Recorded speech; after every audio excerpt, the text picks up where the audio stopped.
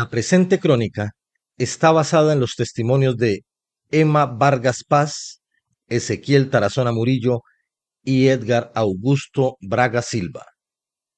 Hay historias que comienzan con un murmullo y terminan convertidas en catedrales del conocimiento. Como cronista, me he detenido a escuchar el eco de los años 70, cuando San José del Guaviare no era más que un corregimiento bajo la tutela del Baupés, y la vida se abría paso entre la incertidumbre propia de la colonización. En ese escenario aparece una figura que rompe todos los moldes: Lillian Willis. Lillian no fue una mujer común, aunque ella misma se empeñara en serlo. Fue monja y docente, pero su verdadera vocación despertó cuando comprendió que los hábitos le pesaban menos que la necesidad de su gente. Se fue de San José del Guaviare por un tiempo, no a buscar nuevas misiones, sino a colgar sus hábitos, a entregar la camándula y el velo, pero no la fe en el trabajo. Así fue como, después de decirle a Dios en su corazón que seguiría honrándolo, ayudando a sus hijos más necesitados, Lillian regresó a San José del Guaviare despojada de la investidura religiosa, pero revestida de un tesón que, como bien sabemos quienes conocemos nuestra historia, era capaz de mover montañas. Quienes la conocieron recuerdan su carácter firme, su forma directa de hablar y esa obstinación silenciosa que tienen las personas convencidas de que las cosas pueden cambiar. En aquella década del 70, Lillian entendió que la independencia de la mujer guaviarense pasaba también por sus manos, y fue entonces cuando comenzó una de esas pequeñas revoluciones silenciosas que transforman comunidades enteras. La exmonja empezó a recorrer las casas del corregimiento, conversando con mujeres que, como muchas en aquellos tiempos, llevaban la vida entre el hogar, los hijos y las pocas oportunidades de generar ingresos propios. Hoy podrá sonar machista o tal vez misógino para las nuevas generaciones, pero Lillian sabía que a las mujeres colonas les gustaba bordar, tejer, coser. Era parte de la formación y del pensamiento con el que habían crecido desde niñas. Y con esa fuerza que la caracterizaba, fundó el Costurero Popular, seguida con entusiasmo por buena cantidad de mujeres de la época, entre ellas doña Emma Vargas Paz, doña Lilia González, doña Rosa Chiquillo, Pachita de Cruz y doña Marianora González. Pero el Costurero Popular empezó como un sueño sin techo, como una idea lanzada al viento, y fue entonces cuando Lillian, de rodillas en tierra, le rogó a Dios y a la Virgen María por un milagro. Necesitaba que su voz fuera escuchada por aquellos que tenían los recursos. Así emprendió camino hacia la oficina del corregimiento, donde convenció a don Miguel San Clemente, corregidor de la época en San José del Guaviare, cuando aún pertenecía al Baupés, para que les entregara el lote esquinero frente al antiguo hospital. Pero Lillian no se detuvo ahí. Siguió orando como su fe y su costumbre se lo ordenaban, y al mismo tiempo tocaba puertas, hasta que, de tanto insistir, no solo adquirió el lote, sino que logró gestionar máquinas, hilos y telas.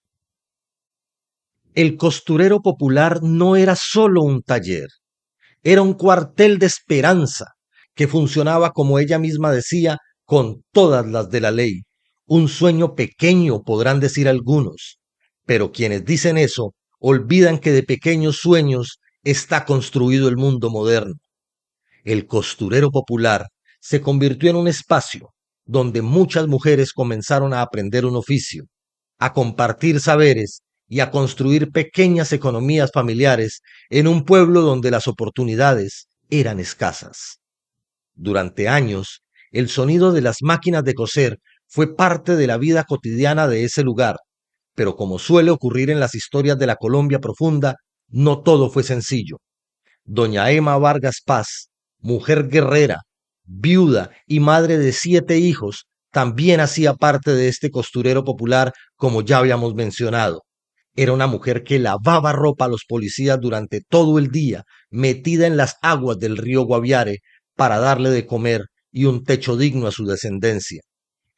Antes de partir de este mundo, doña Emma nos contó personalmente que en aquellos años apareció un malandro, un personaje peligroso, de esos que toman lo que quieren porque se creen dueños de todo.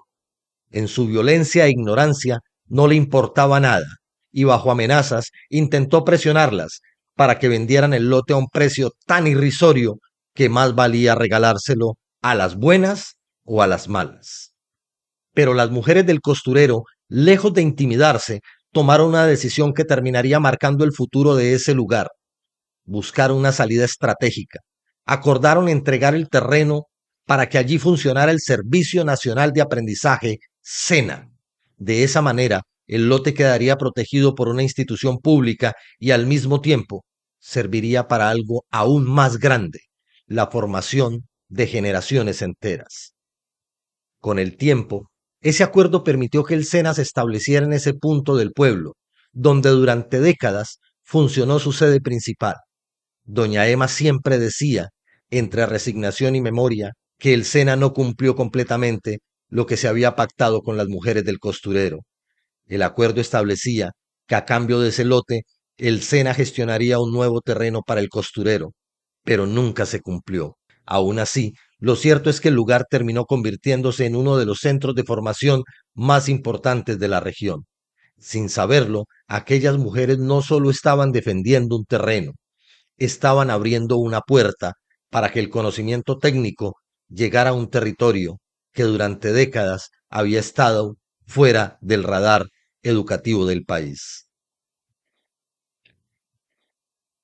El Servicio Nacional de Aprendizaje SENA fue creado en 1957 durante el gobierno de la Junta Militar, posterior a la renuncia del general Gustavo Rojas Pinilla.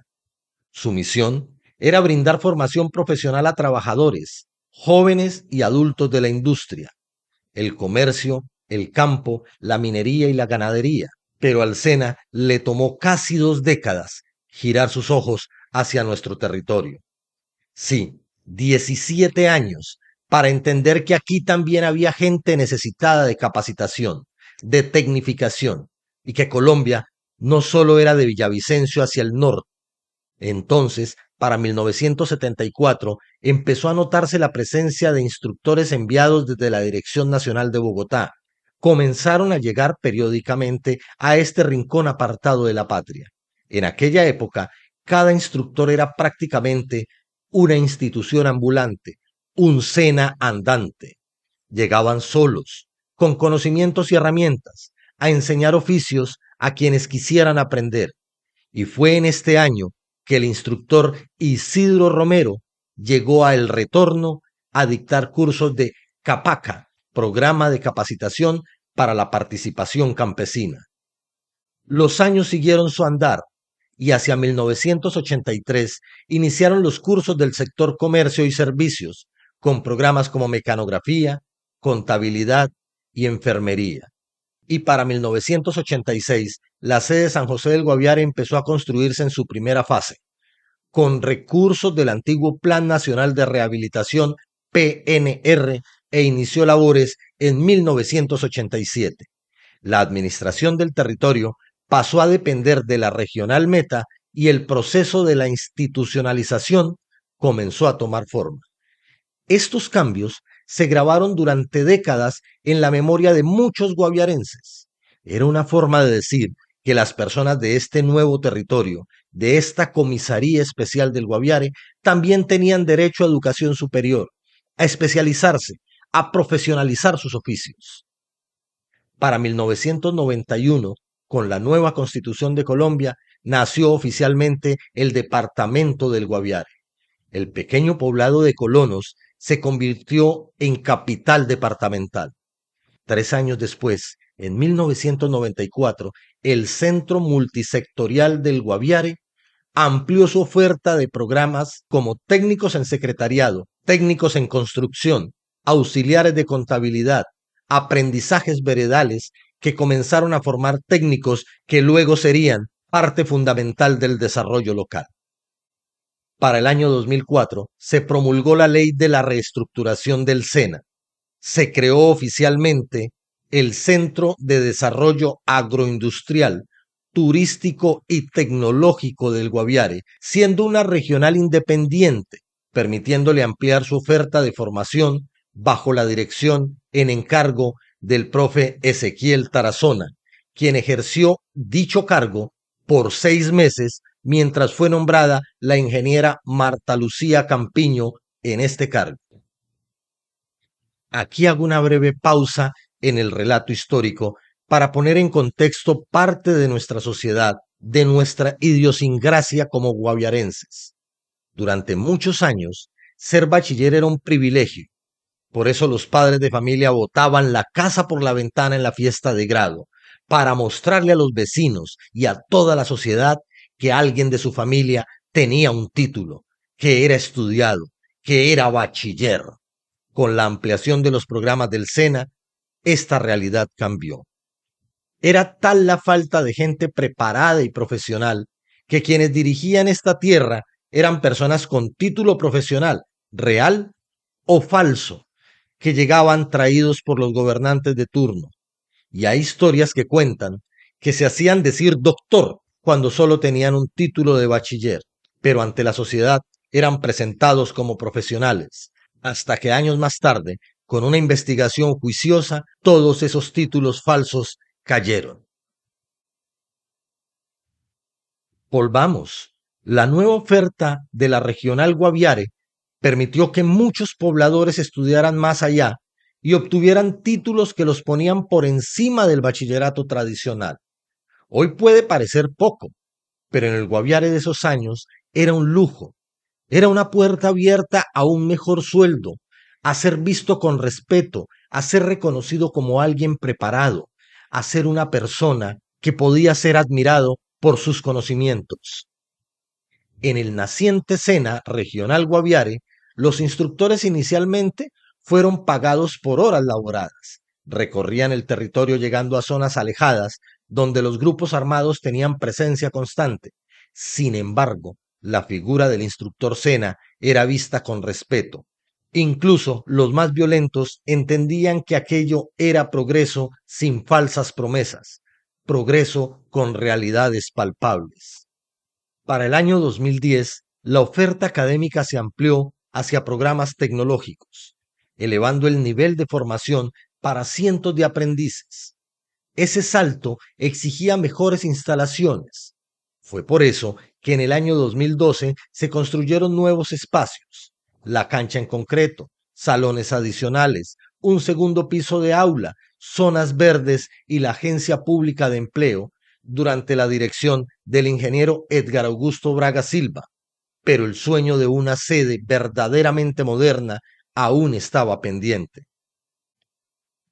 Durante años, como tantas veces ocurre en Colombia, el proyecto de una nueva infraestructura atravesó todo tipo de obstáculos, gestiones que parecían avanzar un paso y luego retrocedían dos, recursos aprobados que se congelaban. Mientras tanto, el número de aprendices crecía y la regional se veía obligada a alquilar otros espacios para poder atender la demanda, espacios como el Centro de Convenios, el antiguo IDEMA, la CDR o la institución Manuela Beltrán.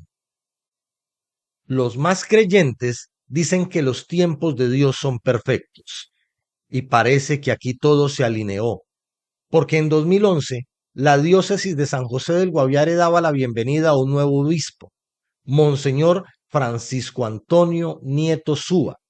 No solo era el nuevo obispo del Guaviare, también era el representante de la Iglesia ante el Consejo Directivo Nacional del SENA, y de alguna manera, gracias a sus gestiones y durante la dirección nacional de Gina Parodi, finalmente se aseguraron los fondos para la nueva sede.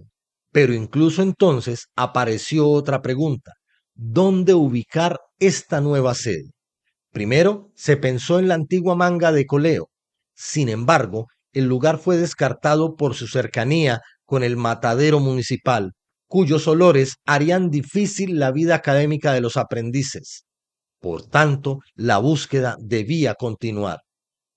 Finalmente, la mirada se dirigió hacia los terrenos de la institución educativa CDR, donde existía espacio suficiente para levantar el nuevo complejo educativo. Pero el destino parecía empeñado en poner otra zancadilla. El terreno de la CDR es público, pertenece al Estado y era necesaria la aprobación de la Asamblea Departamental para asignar 2 hectáreas al SENA. Este trámite retrasó el proyecto cerca de un año. Y cuando finalmente llegó la autorización, apareció otro obstáculo. El proyecto exigía un terreno de 2 hectáreas, pero el rector de la CDR se negó a eliminar las cachameras que ocupaban parte del área porque las consideraba esenciales para la formación agropecuaria de sus estudiantes. El resultado fue una reducción del lote de 2 a 1.2 hectáreas. Con ese espacio comenzó finalmente la construcción de la nueva sede. Las obras se iniciaron en 2015 durante el gobierno del presidente Juan Manuel Santos y después de 4 años de trabajo y de espera, el complejo fue entregado oficialmente en 2019. Hoy, cuando caminamos frente a la sede del modelo, no vemos solo concreto y vidrio. Vemos la infraestructura educativa más moderna de toda la Amazonía y la Orinoquía colombiana.